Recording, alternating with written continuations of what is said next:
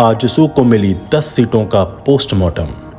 कहीं पलड़ा भारी, कहीं सीधी टक्कर, तो कहीं लगाना होगा जोर।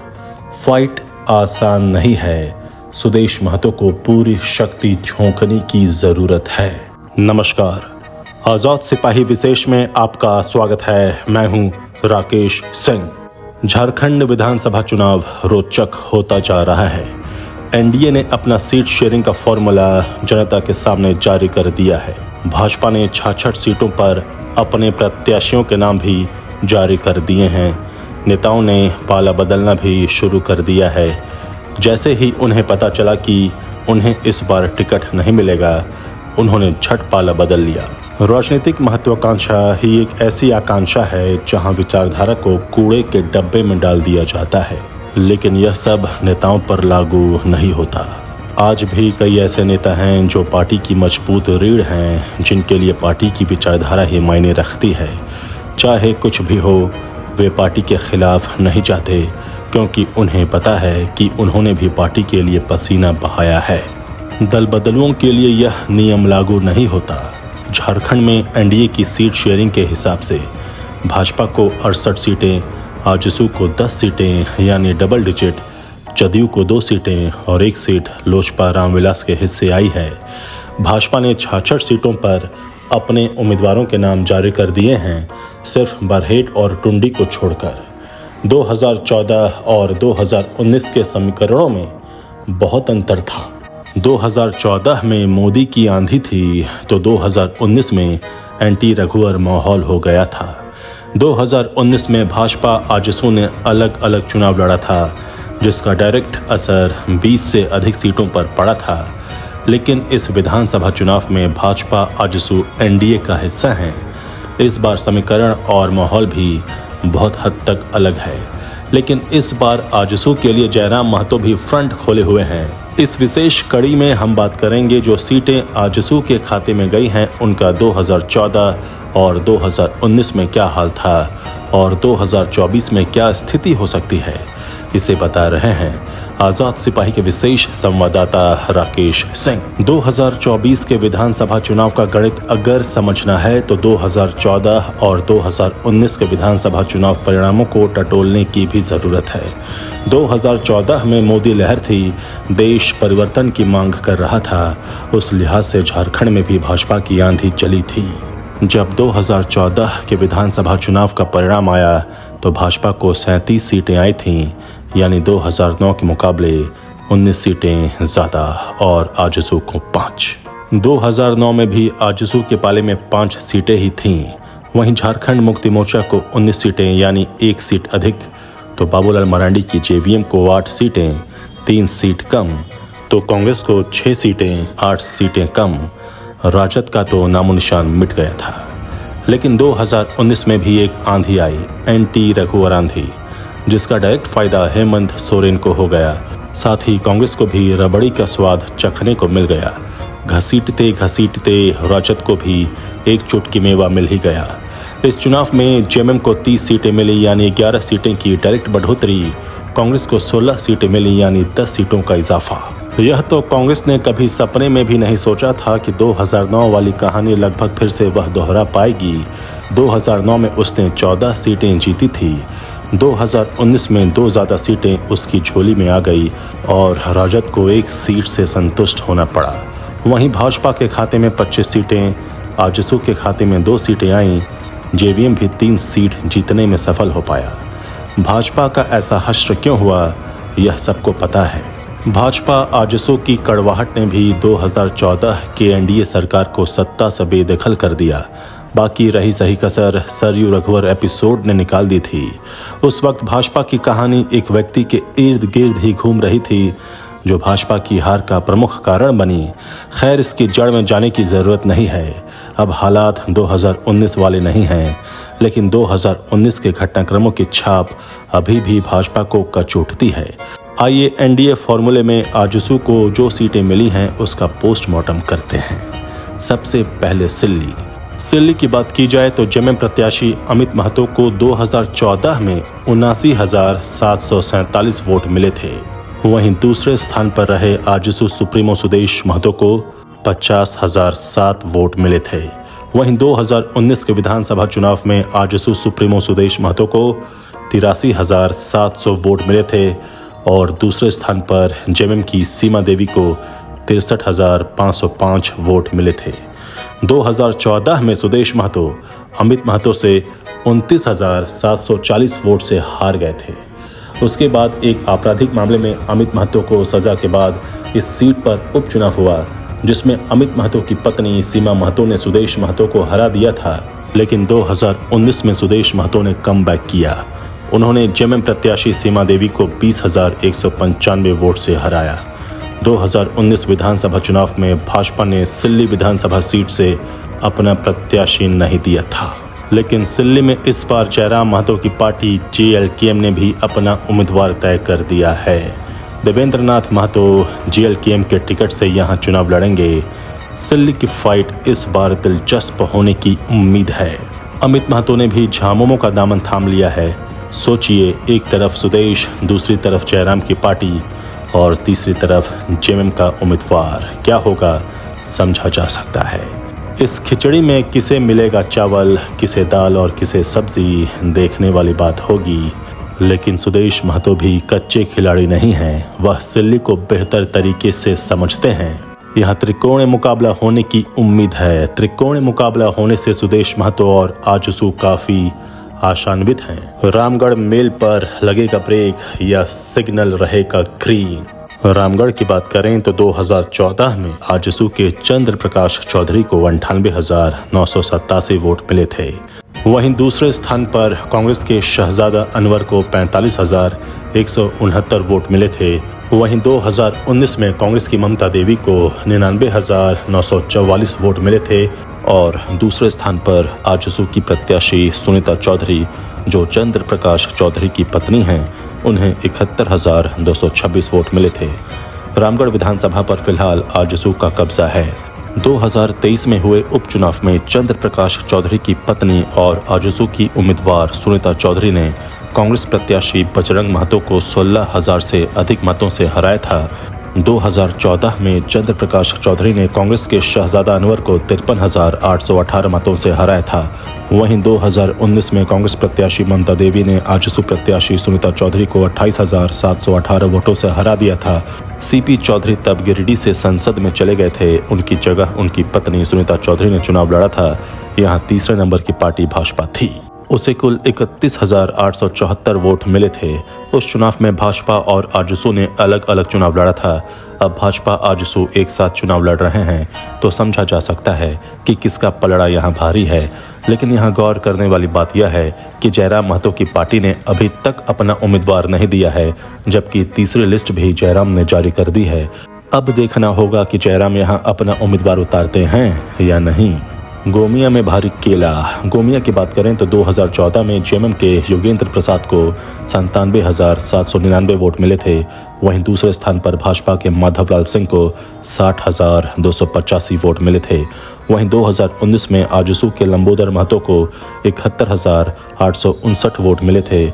वहीं दूसरे स्थान पर जेएमएम की बबीता देवी को 60,922 वोट मिले थे। यहाँ तीसरे स्थान पर माधवलाल सिंह रहे, जिन्होंने निर्दलीय चुनाव लड़ा था और 26,103 वोट हासिल किए थे।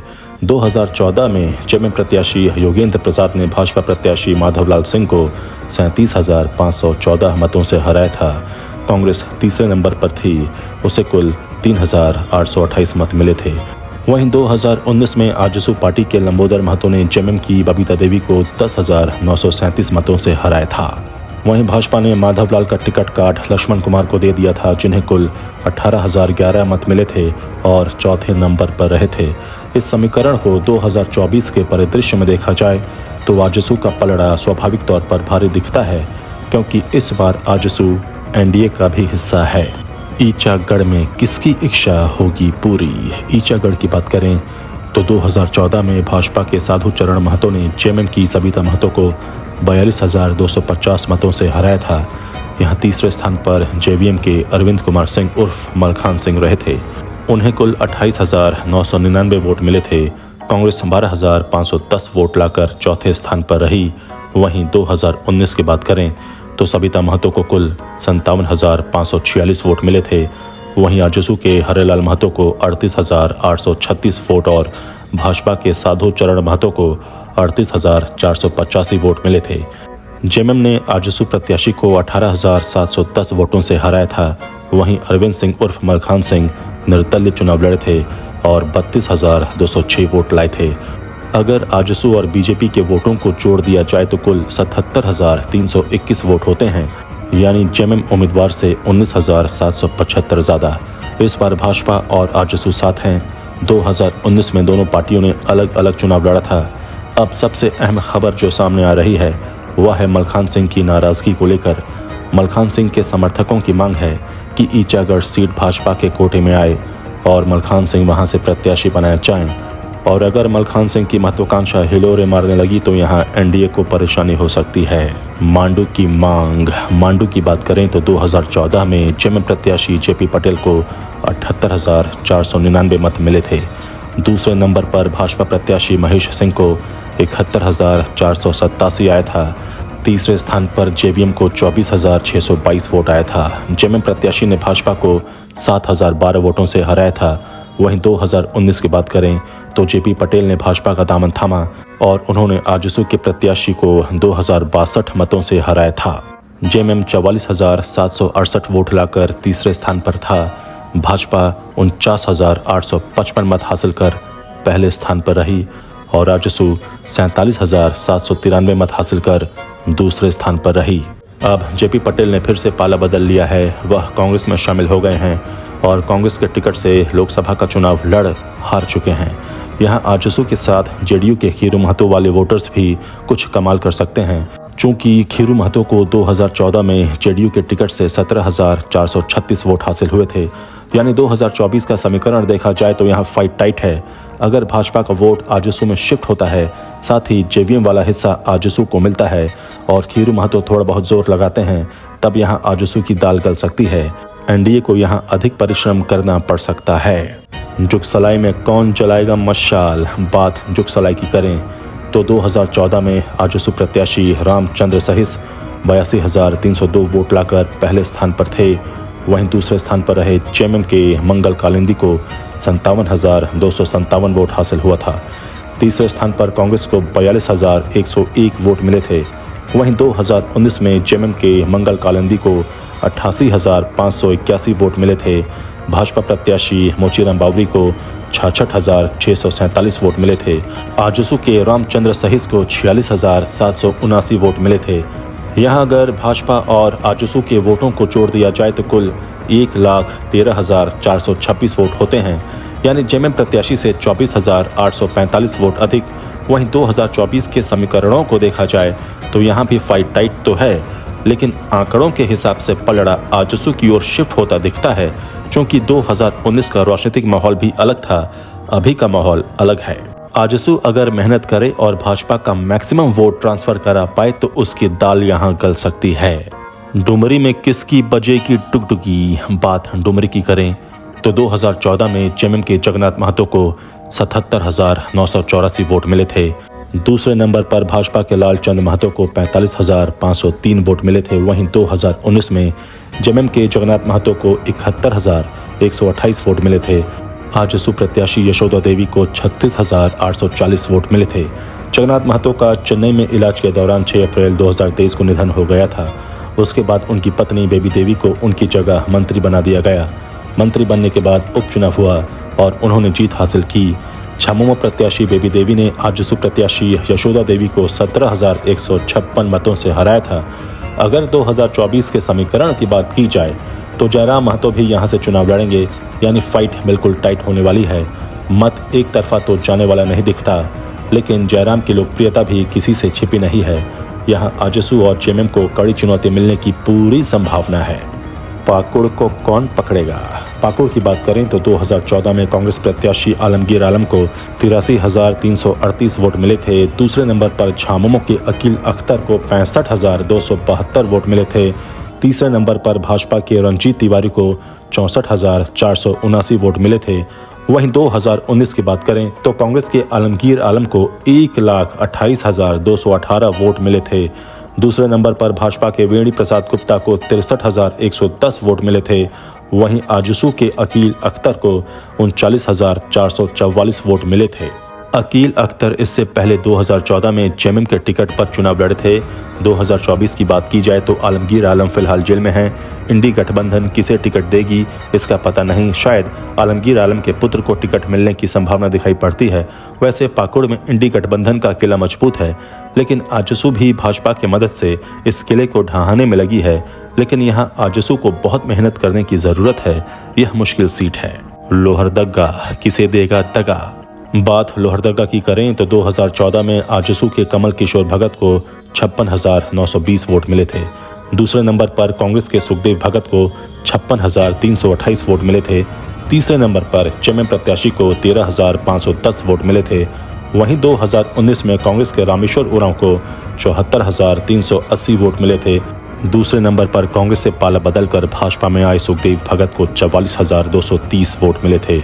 वहीं तीसरे नंबर पर आजसू प्रत्याशी नीरू शांति भगत को 39,916 वोट मिले थे। अगर भाजपा और आजसू के वोटों को जोड़ दिया जाए तो यह संख्या 84,146 हो जाती है, यानी कांग्रेस प्रत्याशी से 9,766 ज्यादा।